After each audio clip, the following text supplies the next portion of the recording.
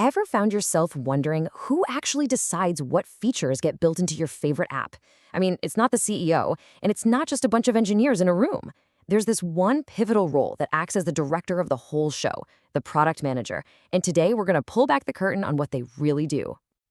You'll hear this phrase thrown around a lot. The product manager, or PM, is often called the CEO of the product. Now hold on, they don't have the final say on the company budget or hiring, but this title, it really captures something crucial. When it comes to the product's success or failure, well, the buck stops with them. They own the outcome, plain and simple. So if we drill down a bit, being with CEO really means you're accountable for two massive and often competing forces. On one hand, you've got to create something your customers genuinely love, something that actually delivers real value. But on the other hand, it has to make sense for the business. It has to push the company's goals forward. It is a total tightrope walk over a canyon of challenges. Okay, so how in the world do they manage this tightrope walk? Well, it all starts by understanding their unique position right in the middle, as the central hub connecting three critical worlds. A good PM lives at the intersection of three different languages. They have to speak business, constantly asking, will this be profitable? Does it help us win?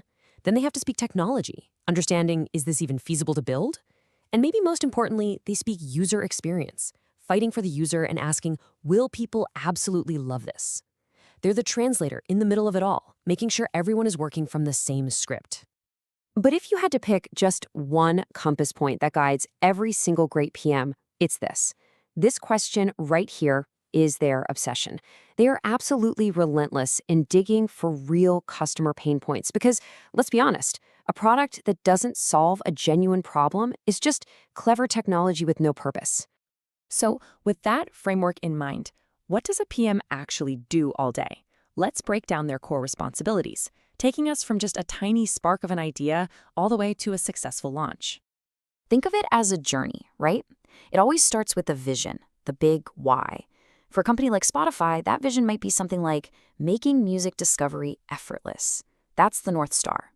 Then comes the user research, actually talking to listeners, finding out their frustrations.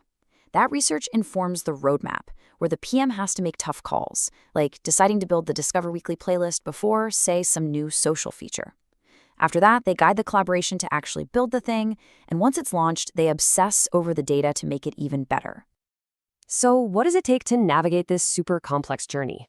Well, a PM needs a pretty unique and diverse toolkit of skills to turn that abstract vision into a real, impactful product. And these skills aren't isolated. They're all interconnected. Strategic thinking is pretty useless without the communication skills to rally a team around that strategy. Analytical skills give you the what, but it's empathy that gives you the why behind what your users are doing. And it all leads up to decision-making, that crucial ability to make tough trade-offs when you have limited time, limited money, and limited resources. One of the biggest misconceptions about PMs is that they need to be expert coders or design gurus. And while that can definitely help, their true power lies in communication. They are the central hub that keeps the entire wheel turning, and turning in the same direction. And here's the crucial point. PMs lead through influence, not authority. They don't tell designers what to design. They bring them the user problems that need solving. They don't tell engineers how to code. They explain the why behind a feature. They're like the conductors of an orchestra full of specialists, making sure every single section plays in harmony to create one beautiful piece of music.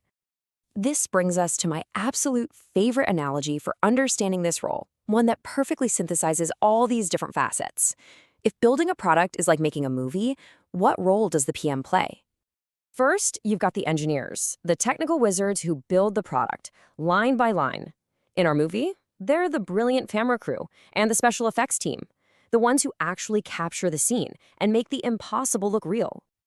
Next up, we have the designers. They're responsible for the entire look, feel, and flow of the product, making sure it's a delightful experience. In our film, they're the visual artists and the set designers, the ones creating the world and the aesthetic that the audience is going to fall in love with. And of course, a product needs an audience, right?